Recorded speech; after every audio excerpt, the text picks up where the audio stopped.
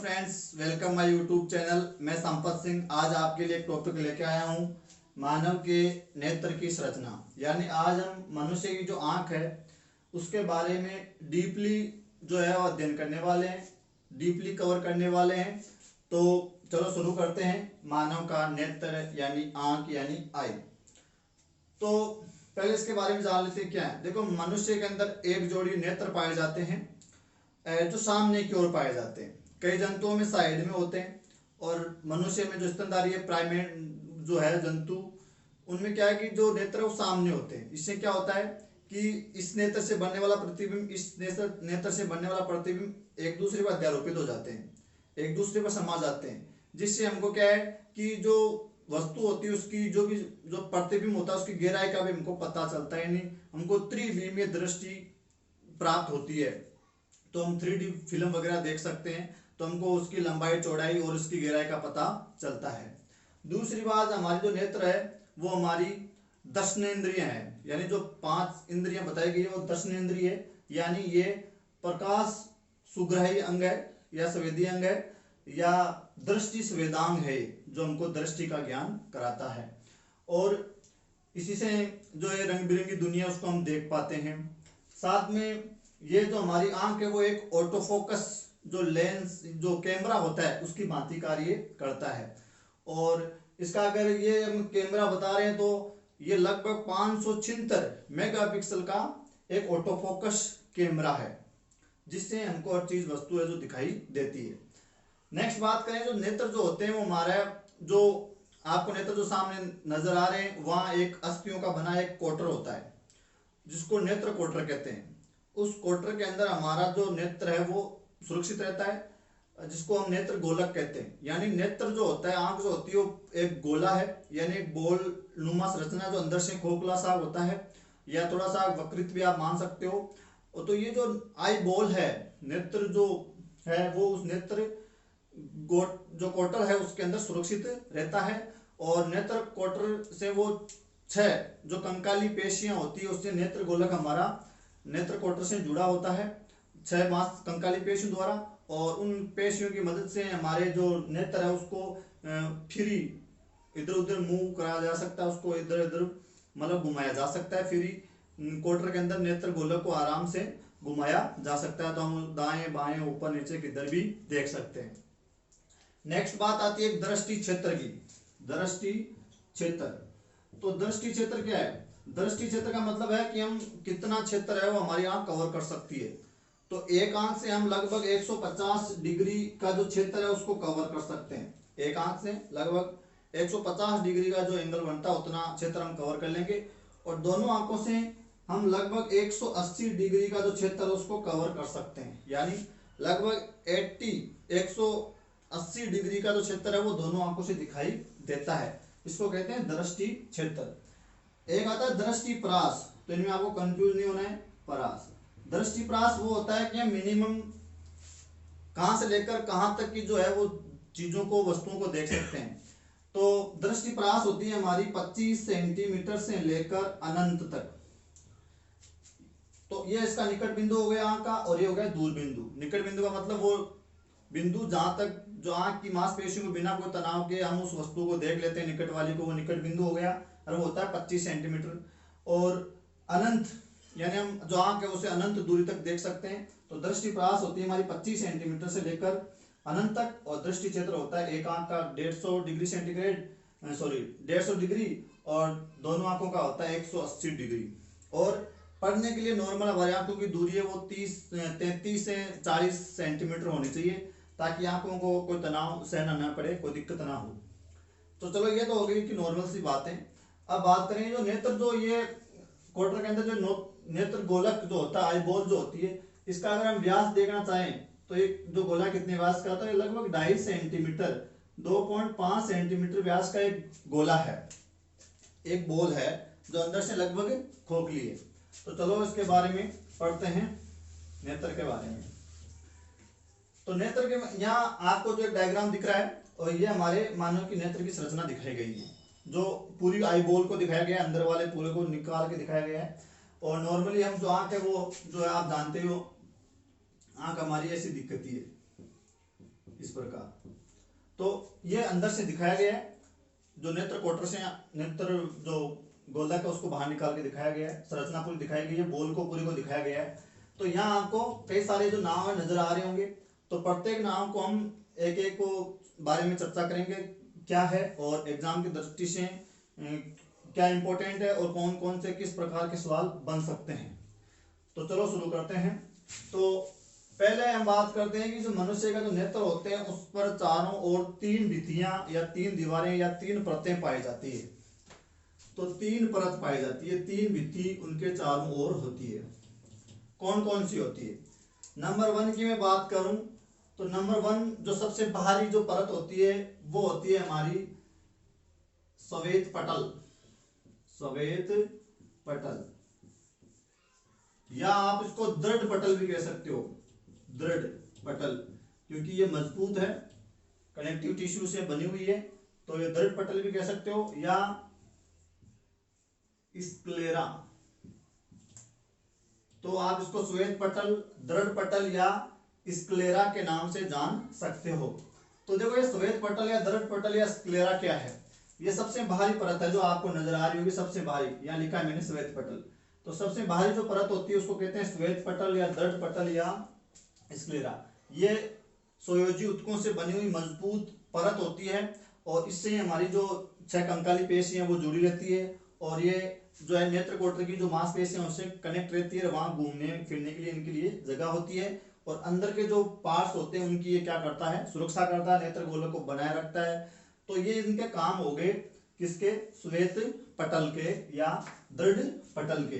अब ये है, इसके 2 भाग होते हैं वैसे श्वेत पटल के भी। इसका एक तो बाहरी भाग होता है जो हमको बाहर से दिखाई देता है, बाहर आंख में आपको नजर आएगा कि हमारी आंख है तो हमको जो कुछ भाग है बाहर दिख रहा है, लेकिन अधिकांश भाग उसके अंदर है। तो बाहरी जो भाग होता है वो श्वेत हमको नजर आता है नॉर्मली, और इसका बाहरी भाग का जो आगे का जो भाग है यहां से बीच में से कुछ वक्रित होता है, कुछ उभरा हुआ होता है। देखो यहाँ नजर आ रहा होगा, इसका जो बाहरी भाग है वो थोड़ा सा वक्रित हो गया, उभरा हुआ है, और उसको कहते हैं कॉर्निया। तो इसका बाहरी भाग है वो क्या बनाता है? कॉर्निया बनाता है, वक्रित भाग, आगे से उभरा हुआ भाग। और कॉर्निया को हम स्वच्छ मंडल भी कह सकते हैं, स्वच्छ मंडल या कॉर्निया। तो नॉर्मली जो हमारे स्क्लेरा है वो अपारदर्शी होता है पूरा का पूरा, उनमें से प्रकाश नहीं गुजर सकता। लेकिन आगे का थोड़ा सा भाग जो कॉर्निया जो बन रहा है, जो वक्रित भाग है, वो कैसा होता है? पारदर्शी होता है, यानी इनमें से होकर प्रकाश अंदर जा सकता है। तो ये आपका श्वेत पटल का आगे का उभरा हुआ भाग जो प्रकाश के लिए क्या होता है? पारदर्शी होता है, उसको स्वच्छ मंडल या कॉर्निया कहते हैं। और यह ध्यान रखना है कि नेत्रदान, नेत्र का जब दान किया जाता है, डोनेशन किया जाता है, तो उसका कॉर्निया दान किया जाता है। तो नेत्रदान में कॉर्निया का दान किया जाता है, यह आपको ध्यान रखना है। तो यह हो गया आपका स्क्लेरा। कॉर्निया यानी नेत्र का आगे का उभरा हुआ भाग जो कैसा होता है? पारदर्शी होता है। और ये पूरा जो दृढ़ पटल है या पूरी जो आईबॉल है उसका लगभग कम ही भाग बनाता है, 1/5 भाग बनाता है। कौन सा? ये आपका बाहरी भाग। फिर आता है उसका आंतरिक भाग, और आंतरिक भाग सारा का सारा जो अंदर पड़ा है वो कैसा है? प्रकाश के लिए आपका स्क्लेरा का ही भाग है जो कैसा है? अपारदर्शी है, यानी इनमें से होकर प्रकाश नहीं गुजर सकता, कनेक्टिव टिश्यू का बना हुआ मजबूत है, दृढ़ है, जो सुरक्षा का काम कर रहा है। और ये कितना भाग बनाएगा? ये बनाएगा आपका 4/5 भाग बनाएगा अंदर वाला। तो ये हमारी पहली भित्ति होगी, कौन सी? श्वेत पटल, स्क्लेरा या दृढ़ पटल, जिसमें हमारा कॉर्निया भी शामिल हो गया है।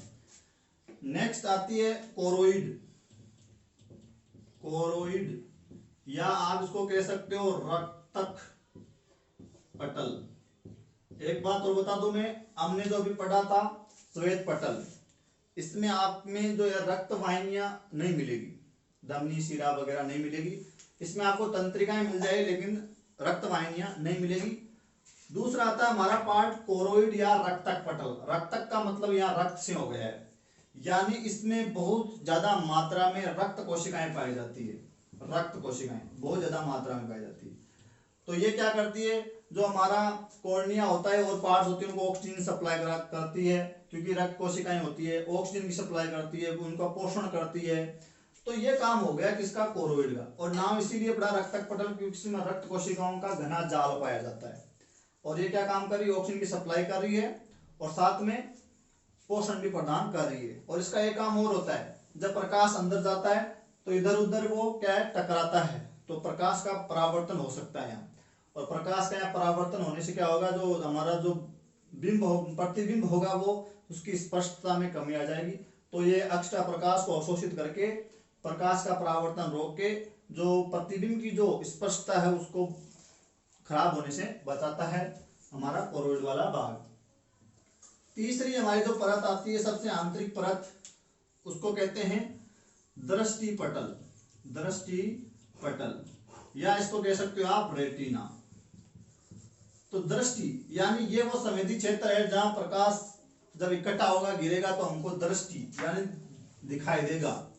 तो रेटिना पर जब प्रकाश फोकस होता है तो ये वो संवेदी क्षेत्र होता है, काफी बहुत ही ज्यादा संवेदी क्षेत्र होता है प्रकाश के लिए। और इस पर प्रकाश जब इकट्ठा होता है तो हमको कोई चीज का ज्ञान होता है।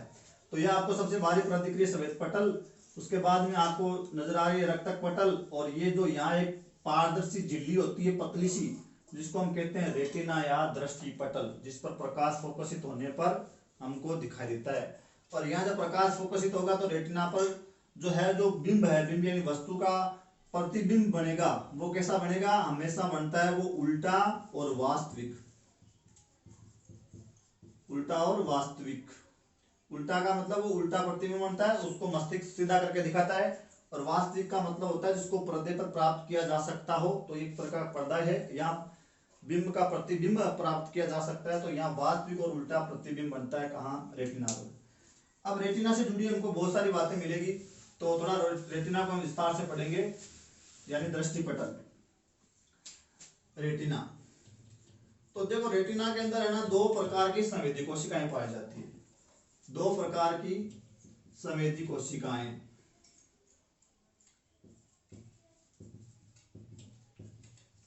संवेदी सेल्स पाई जाती है, कौन कौन सी, एक तो होती है आपकी नंबर 1 सलाखा या सलाखाएं, और नंबर 2 होती है शंकु।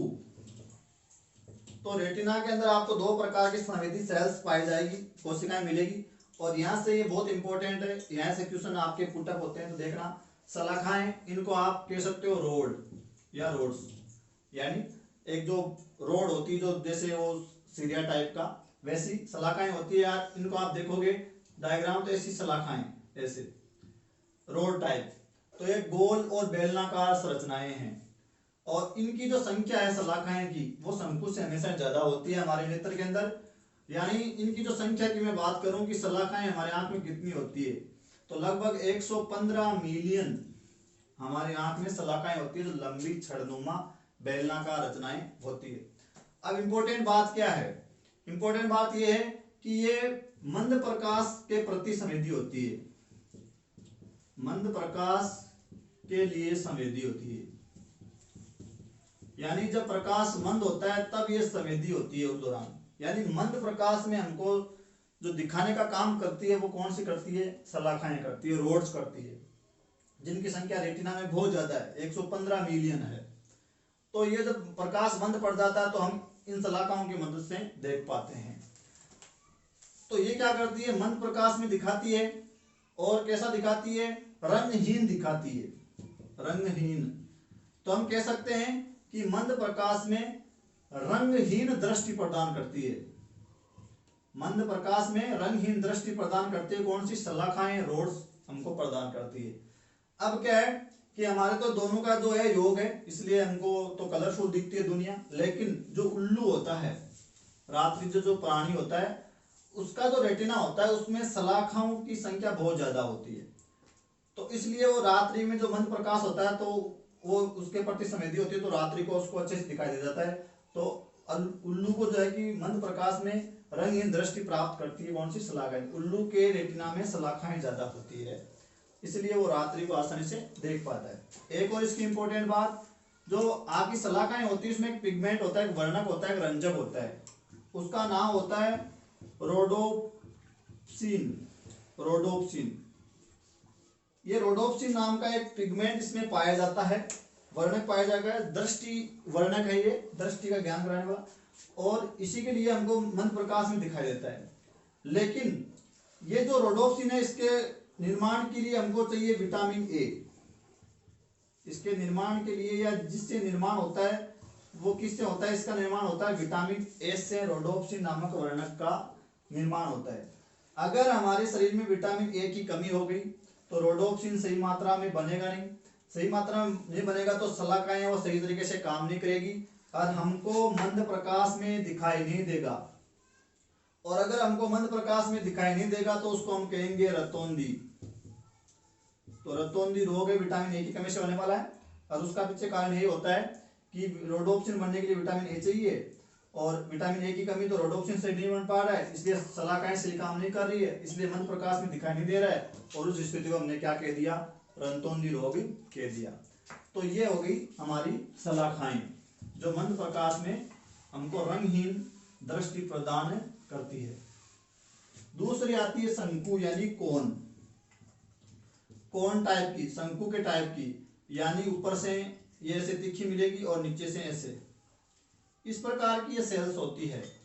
तो शंकु है वो क्या करती है, इसका इंपॉर्टेंट बात क्या है, ये क्या करती है, ये रंग के प्रति संवेदी होती है, रंग के प्रति संवेदी। वो तो थी मंद प्रकाश के प्रति संवेदी, और यह रंग के प्रति संवेदी और तीव्र प्रकाश के प्रति भी संवेदी। यानी जब प्रकाश दिन का समय होता है, जब तीव्र प्रकाश होता है, सूर्य की शिखा से हमको रोशनी मिलती है, तब भी ये उसके प्रति संवेदी होती है, संवेदनाएं व्यक्त करती है, और रंग के प्रति भी संवेदी होती है। यानी हमारा जो आंख है वो लगभग 1 करोड़ प्रकार के रंगों को पहचान सकता है। तो ये रंग का जो ज्ञान कराने वाली जो सेल्स है वो कौन सी है, शंकु है, कौन है। तो इससे क्या होता है, हमको तीव्र प्रकाश में रंग, वो तो रंगहीन दृष्टि दे रही थी और ये रंगीन दृष्टि दे रही है, तो ये तीव्र प्रकाश या सूर्य के प्रकाश में हमको रंगीन दृष्टि प्रदान करती है, कौन सी, शंकु वाली। और हम पहले बता चुके हैं शंकु की संख्या सलाखाओं से कम होती है, लगभग 16.5 मिलियन, और वो थी 115 मिलियन। तो ये आपकी शंकु है वो कम होती है, और ये हमको किसका ज्ञान कराती है, रंगों के, अलग प्रकार के जो कलर्स होते हैं उनका सारा का जो ज्ञान है, रंग बिरंगी जो दुनिया दिखाने का जो काम है वो किसका होता है, शंकु का होता है। और ये तीव्र प्रकाश में हमको रंगीन दृष्टि, कलरफुल दुनिया को दिखाती है, कौन सी, शंकु वाली। तो ये हो गई हमारे शंकु। इनमें भी एक वर्णक पाया जाता है उसी के प्रकार, और उस वर्णक का नाम है आयोडोप्सिन। उसमें रोडोप्सिन था और यहाँ आयोडोप्सिन वर्णक इनमें पाया जाता है, किसमें, शंकु सेल्स में, आयोडोप्सिन और उसमें रोडोप्सिन। तो इसमें भी ये वर्णक पाया जाता है जो रंग का हमको ज्ञान वगैरह कराता है। चलो अब यही जो हमारा जो दृष्टि पटली चल रहा है उसमें हमने 2 प्रकार की सेल्स पढ़ी, यहाँ हमको एक बिंदु और पढ़ना पड़ेगा, और वो है पीत बिंदु, येलो स्पॉट, या इसको कहते हैं मैकुला लूटिया, मैकुला लूटिया, मैकुला लूटिया, या क्या कह सकते हैं हम इसको, पीत बिंदु, येलो स्पॉट। ये क्या है, देखो पीत बिंदु हमारे जो दृष्टि अक्ष होता है, जैसे मान लो दृष्टि अक्ष है, उस दृष्टि अक्ष पर एक बिंदु होता है, उसका रंग हमको नॉर्मली कैसा नजर आता है, पीला, इसलिए इसको कहते हैं पीत बिंदु। तो दृष्टि अक्ष में पड़ने वाला एक बिंदु है जिसको क्या कह रहे हैं, मैकुला लूटिया या पीत बिंदु। अब ये क्या है, ये वो बिंदु है जहां हमारी आंख में सबसे अच्छा दिखाई देता है, सबसे अच्छा, सबसे जो स्पष्ट जो दिखाई देता है आंख में, सबसे ज्यादा स्पष्ट दिखाई देता है, कहां, पीत बिंदु पर। पीत बिंदु पर अगर प्रकाश गिरता है तो वहां हमारी आंख का सबसे सुंदर स्पष्ट चित्र या जो प्रतिबिंब है वो बनेगा। तो सबसे स्पष्ट दिखाई देने वाला जो बिंदु वो कौन सा होता है, पीत बिंदु होता है।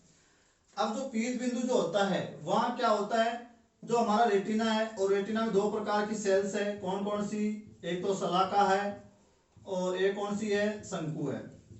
तो पूरे रेटिना में शलाखाओं की संख्या ज्यादा होती है और शंकु की संख्या कम होती है। लेकिन पीत बिंदु पर शंकु जो कोन सेल है उनकी संख्या क्या होती है, बहुत ज्यादा होती है, और इसीलिए हमको कैसा नजर आता है, पीला नजर आता है। एक बात मैं और बता दूं, शंकु का जो मुर्गी होती है उसका जो रेटिना होता है वो उसमें शंकु की कोशिकाएं ज्यादा होती है, शंकु सेल ज्यादा होती है। उल्लू में तो शलाका और मुर्गी में शंकु सेल ज्यादा होती है।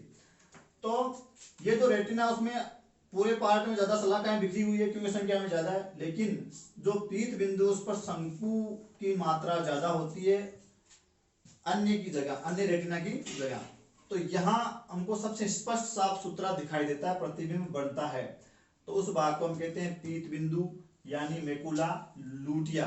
तो यहाँ आपको शंकु की मात्रा ज्यादा मिलेगी और आंख का सबसे स्पष्ट जो प्रतिबिंब है वो आपके पीत बिंदु पर ही बनता है। पीत बिंदु के बाद अभी दृष्टि पटली चल रहा है रेटिना, उसमें अगला एक और बिंदु आता है, वो आता है यहाँ है, देखो ये यहाँ जिसको लिखा है मैंने अंध बिंदु यानी ब्लाइंड स्पॉट। तो ये रेटिना पर पाया गया अगला बिंदु है अंध बिंदु। ये क्या है, ब्लाइंड स्पॉट। तो वे वो बिंदु है जहां किसी प्रकार की दृष्टि का ज्ञान नहीं होता है, यानी यहाँ कोई हमको प्रतिबिंब नहीं दिखेगा, यानी यहाँ न तो शलाका होती है और न ही शंकु होती है, यानी शलाका और शंकु दोनों ही एब्सेंट होते हैं कहाँ, अंध बिंदु पर। तो यहाँ कोई प्रतिबिंब नहीं मिलेगा, कोई दिखाई नहीं देगा। यानी ये कैसा क्षेत्र है कि हमारा जो रेटिना की जो संवेदी कोशिकाओं की जो तंत्रिका तंतु होते हैं, रेटिना की संवेदी कोशिकाओं के तंत्रिका तंतु आपस में मिलते हैं कहाँ, अंध बिंदु पर, और अंध बिंदु से मिलकर वो ऑप्टिक नर्व दृक् तंत्रिका बनाते हैं, और इसी के माध्यम से यानी अंध बिंदु के माध्यम से ही वो ऑप्टिक जो नर्व होती है, दृक् तंत्रिकाएं होती है, वो आंख से बाहर निकलती है। देखो यहाँ दृक् तंत्रिकाएं। तो रेटिना की जो संवेदी कोशिकाओं के तंत्रिका तंतु आपस में मिलके एक तंत्रिका तंतु बना के वो बाहर निकल, यहाँ को उसको दृक् तंत्रिका कहते हैं। तो यहाँ उसको कहते हैं हमारा अंध बिंदु ब्लाइंड स्पॉट, जहाँ शलाका और शंकु दोनों नहीं होती, यहाँ कोई प्रतिबिंब नहीं बनता, यहाँ से दिखाई नहीं देता है। तो ये हो गया हमारा अंध बिंदु। चलो, तो ये हो गए हमारे तीनों भीतियां हो गई है। कॉर्निया की बात हम कर चुके हैं, आगे बढ़ते हैं। तो आगे बढ़ने के लिए हम अगला बिंदु ले रहे हैं पुतली। अगला क्या है हमारा, पुतली। पुतली को और क्या कह सकते हैं, प्यूपिल, प्यूपिल या नेत्र तारा या तारा, पुतली या तारा या प्यूपिल इंग्लिश में कहते हैं। ये क्या है, देखो यहाँ आपको एक जगह दिख रही होगी, यहां से लेकर यहां तक की बीच की जगह, उसको कहते हैं पुतली या तारा। तो यहाँ अगर आपको समझ में नहीं आ रहा है तो मैं आपको दिखा देता हूं क्या है पुतली और तारा। जैसे ये हमारा नेत्र है,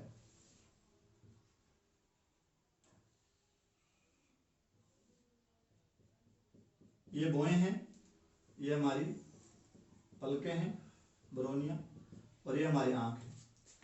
तो आंख हमको ऐसे दिखाई देती है। तो ये वाला जो भाग है हमको कैसा नजर आता है, एकदम काला नजर आता है, या कोई और कलर का भी हो सकता है, अभी बात कर लेंगे आगे।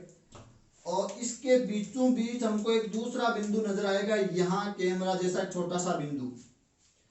तो ये बीचों बीच जो बिंदु होता है, इस काले वाले भाग के मध्य में कैमरा टाइप छोटा सा बिंदु होता है, उसको कहते हैं क्या, पुतली या तारा, पुतली या तारा।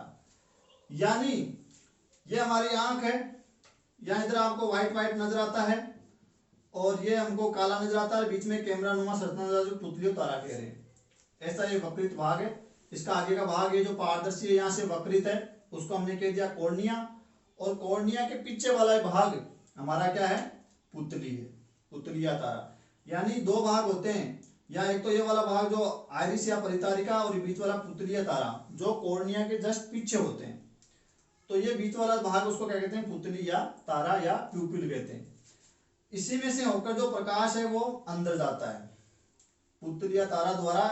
ये जो आपका एरिया दिख रहा है, यहाँ से प्रकाश ऐसे होता हुआ अंदर जाएगा, लेंस पर फोकसित होगा।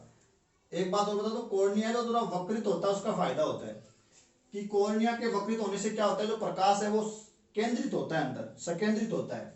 जिससे क्या होता है, जो प्रकाश आता है तो कुछ प्रकाश को कॉर्निया मोड़ देता है और कुछ को लेंस मोड़ देता है और दोनों मोड़ के उसको रेटिना पर फोकस करते हैं। तो ये जो कॉर्निया वक्रित होने से जो प्रकाश है वो केंद्रित होता है, संकेंद्रित होता है रेटिना पर, मोड़ने का काम ये करता है। तो ये जो भाग आपको दिख रहा है उसको क्या कह रहे हैं, पुतली या तारा। अब इसमें से ये प्रकाश के लिए पारदर्शी, इसमें से प्रकाश जा सकता है और इसी से होकर प्रकाश अंदर जाता है। पुतली का आकार छोटा या बड़ा हो सकता है। प्रकाश ज्यादा मात्रा में होगा तो पुतली का आकार छोटा हो जाएगा और जब प्रकाश मंद होगा तो पुतली का आकार बड़ा हो जाएगा। और वो कौन करती है वो भी हम बात कर लेते हैं, आकार को कौन बढ़ाती है या घटाती है। तो ये हो गई हमारी पुतली या तारा, नेत्र तारा, जो बीच में आपको स्पॉट दिख रहा है। अगला इसी से जुड़ा हुआ बिंदु लेते हैं आइरिस। आइरिस, और इसको कहते हैं परितारिका। परितारिका।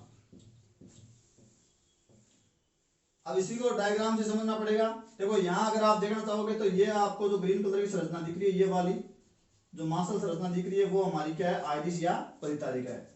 तो यहाँ आपको एक चीज समझ में आएगा, ये हमारा नेत्र है और नेत्र का ये वाला भाग हमको व्हाइट दिखता है ये, और ये भाग हमको बीचों बीच जो कैमरा की भी बात करे थे वो हो गया हमारा पुतली या तारा। और ये जो भाग है, ये जो पूरा पूरा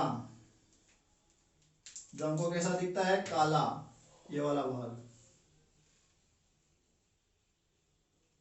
ये है हमारी आइरिस या परितारिका।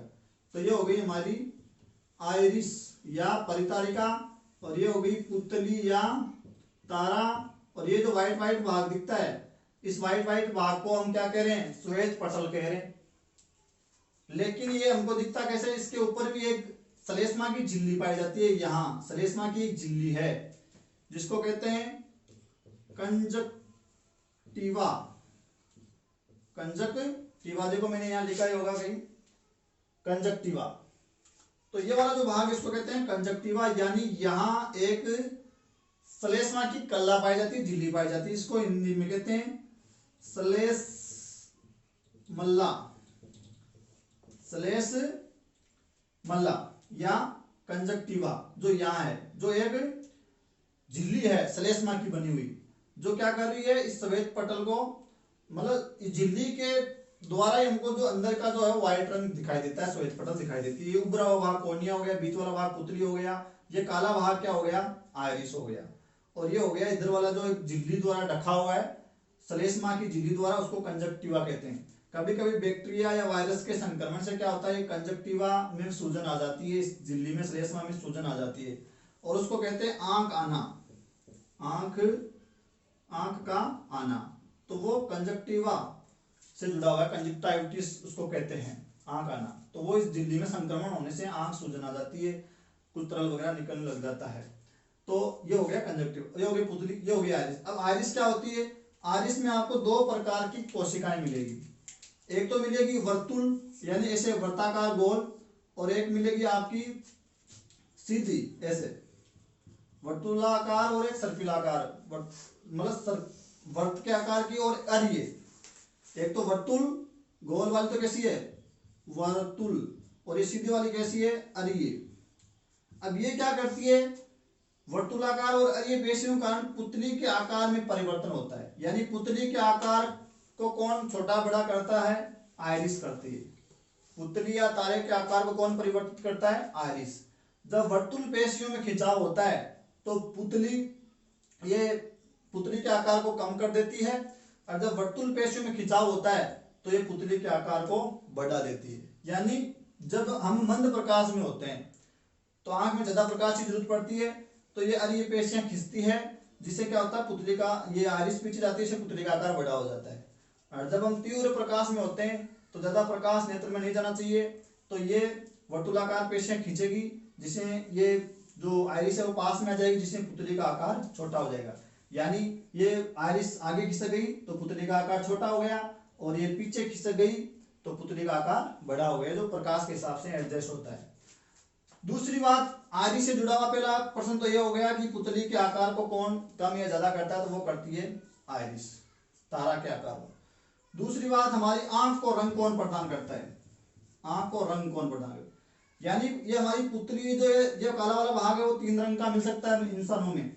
एक तो कैसा, काला, एक ऐसा भूरा बिल्ली जैसा, और एक मिल सकता है आपको नीला। तो जिसका आंख नॉर्मली हमको ज्यादातर ये वाक्य कैसा मिलता है, काला, तो हम कहते हैं काली आंखें। अगर ये थोड़ा सा भूरा हो गया आइरिस या परितारिका तो हम कहते हैं आंखें कैसी भूरी है, या ये नीला है तो हम कह देंगे नीले। तो आंख को रंग कौन प्रदान करता है, हमारी आइरिस या परितारिका करती है। साथ में एक काली है तो इसका एक फायदा और होता है, जो एक्स्ट्रा प्रकाश होता है इसको ये अपने पास अवशोषित करके रख लेती है, क्योंकि काला रंग का एक गुण होता है कि वो प्रकाश को एब्जॉर्ब कर लेता है, तो एक्स्ट्रा प्रकाश को अंदर जाने से रोक लेता है, तो रेटिना की क्षतिग्रस्ती को भी रोकता है। तो तीन काम कर रहा है, एक्स्ट्रा प्रकाश को रोक रहा है, पुतली के आकार को छोटा बड़ा कर रही है, और एक आंख को रंग प्रदान कर रही है, कौन, आइरिस या परितारिका, जो आपको बताया यहाँ। और यहाँ ये संरचना आइरिस है और वो डायग्राम में भी पता चल गया।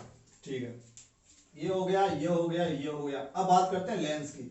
तो देखो यहाँ इस पुतली और परितारिका के पीछे एक संरचना नजर आ रही है आपको, यहाँ उसको कहते हैं लेंस।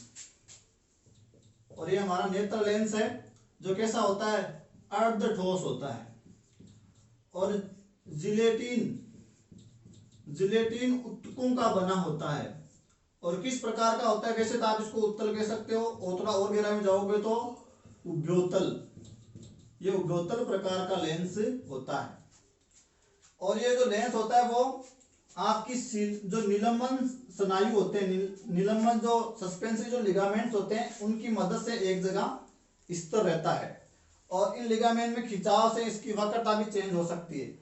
जो लिगामेंट है, स्नायु है, निलंबन स्नायु, वो आगे एक संरचना से जुड़े होते हैं जिसको सीलियरी काय या सीलियरी बॉडी कहते हैं। तो यहाँ सीलियरी बॉडी में कोई बदलाव हुआ तो निलंबन स्नायु में बदलाव होगा, और फिर वो लेंस की जो वक्रता को चेंज किया जा सकेगा। जिससे क्या है, अगर ये निलंबन स्नायु से खींचे हुए हैं, तनाव में हैं, तो ये लेंस चपटा हो जाएगा, पतला हो जाएगा, जिससे इसकी फोकस दूरी बढ़ जाएगी।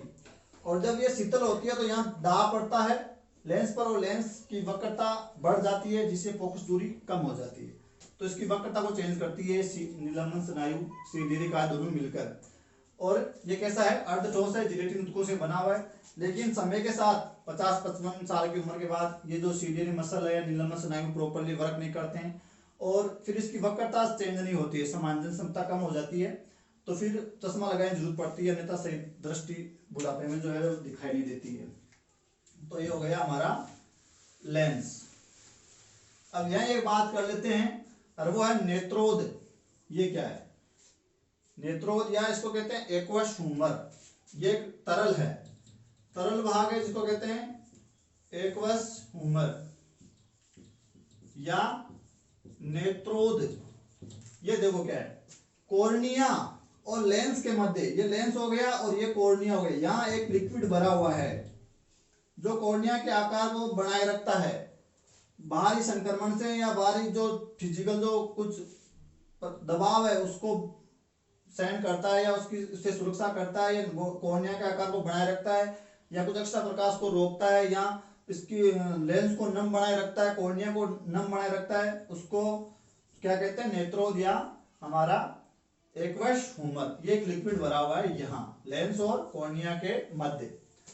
अगला एक और लिक्विड भरा होता है यहाँ इस पूरे गोले में, इस पूरी बॉल के अंदर, और उसको कहते हैं काचाभ द्रव्य। उसको क्या कहते हैं, काचाभ द्रव्य, जो नेत्र गोलक के शेप को बनाए रखता है, एक्स्ट्रा प्रकाश को रोकता है या अवशोषित करता है, परावर्तन होने से बचाता है, अंदर पोषण प्रदान करता है, आपके रेटिना की सुरक्षा करता है। तो वो हो गया है काचाभ द्रव्य, जो कहाँ है, रेटिना और लेंस के मध्य। रेटिना और लेंस के मध्य तो है काचाभ द्रव्य, और कॉर्निया और लेंस के मध्य है आपका नेत्रोद या एक्वस ह्यूमर वाला लिक्विड। ये दो लिक्विड हमारे नेत्रों में भरे रहते हैं। अगले बात करें सीलियरी काय की, तो यहाँ देखो ये कुछ संरचनाएं हैं दोनों ओर, उनको कहते हैं सीलियरी काय, और उनका संबंध किससे होता है, निलंबन स्नायु से, और निलंबन स्नायु का संबंध किससे होता है, लेंस से। तो लेंस को एक जगह क्या करते हैं, निलंबन स्नायु फिक्स रखते हैं।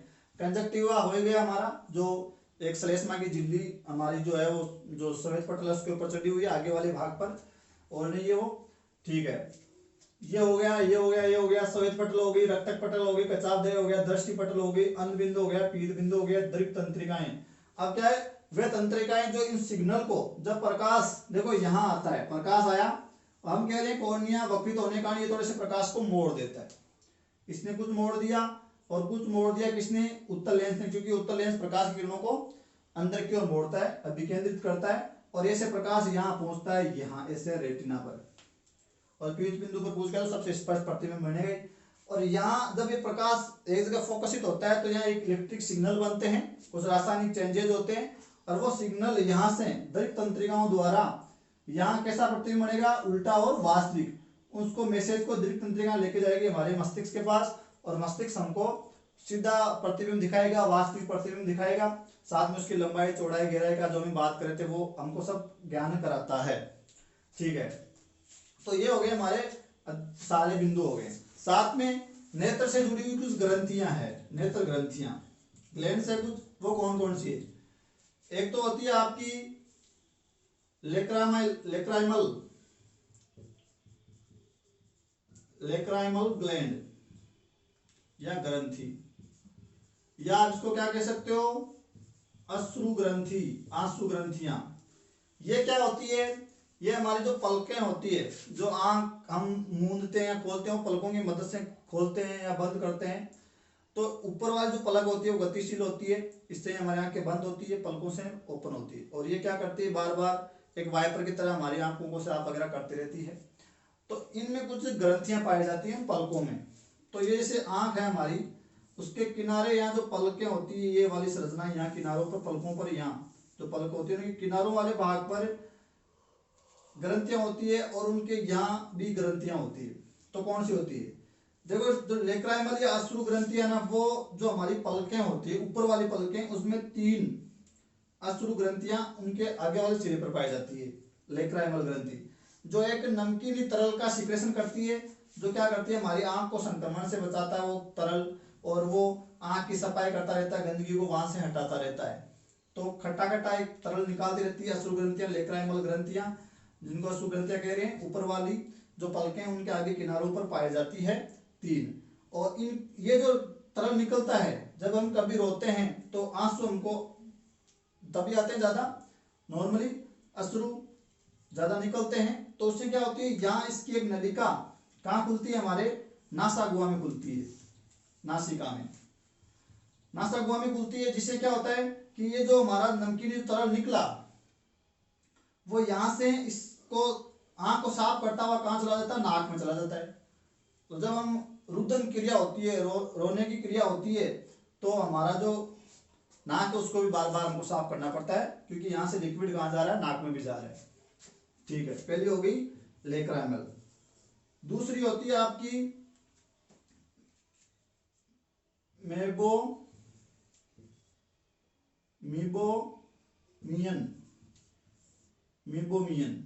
मीबोमियन ग्रंथि। और ये क्या करती है, ये यहाँ किनारों पर पाई जाती है, पलकों की किनारों पर, और ये तेलीय पदार्थ का सिक्रेशन करती है। मीबोमियन जो ग्रंथियां वो तेलीय पदार्थ का सिक्रेशन करती है, जो हमारी आंख को नम बनाए रखती है, और उसको पलकों को आने जाने में जो अवरोध ना हो, वो लुब्रिकेंट बना रहे। तो वो कौन सा लुब्रिकेंट छोड़ती है, कौन सी ग्रंथि छोड़ती है, मीबोमियन ग्रंथियां छोड़ती है, तेलीय सिक्रेशन करती है, जो कहाँ है, यहाँ किनारों पर पाई जाती है। और एक ग्रंथि और है मोल, और ये पसीना ग्रंथियों का रूपांतरण होती है, ये भी पलकों में पाई जाती है, और ये भी कुछ तरल का सिक्रेशन करती है, आंख को नम बनाए रखती है, या कुछ लुब्रिकेंट टाइप सिक्रेशन छोड़ती है। तो ये 3 प्रकार की ग्रंथियां पाई जाती है, लेक्राइमल, आंसू ग्रंथियां, मीबोमियन जो तेलीय लुब्रिकेंट छोड़ रही है, और एक मोल। ये कुछ ग्रंथियां पाई जाती है जो आंखों को किसी न किसी प्रकार की सहायता दे रही है। नेक्स्ट बात मैं आपको बता दूं, जो हमारी आंखें होती है, जब रेटिना पर कोई प्रतिबिंब बनता है तो वो तुरंत ही नष्ट नहीं होता, वो कुछ समय के लिए बना रहता है। जैसे हमारी जो एसी धारा होती है, एसी धारा अल्टरनेट करंट जो होता है, उसकी जो आवृत्ति होती है वो 50 हर्ट्ज होती है, यानी वो 1 सेकंड में 50 बार वो धारा बुझती है और जलती है। लेकिन हमको जो धारा है वो लगातार एक साथ प्रकाश दिखाई देता है। इसका मतलब ये हुआ कि रेटिना पर जो प्रतिबिंब बना वो तुरंत नष्ट नहीं होता है। इसी का फायदा उठाकर चलचित्र बनाए जाते हैं। पर्दे पर 1 सेकंड में लगभग 13 से लेकर 16 चलचित्र भेजे जाते हैं, और फिर हमको उसकी पता नहीं चलता है, उसकी गतिशीलता वो निरंतर बनी रहती है। तो ये हो गया। साथ में कुछ और भी इससे विचित्र होती है काम। जैसे मान लो अगर हम आंख से किसी व्हाइट सतह पर ब्लैक सतह पर अगर हम व्हाइट आयत आयत बना दें तो हमको उसके निश्चित आकार से बड़ा दिखाई देता है। तो ऐसी कुछ विचित्रताएं होती है आँख की। तो ये हमारा अधिकांशतः आँख हो गया है।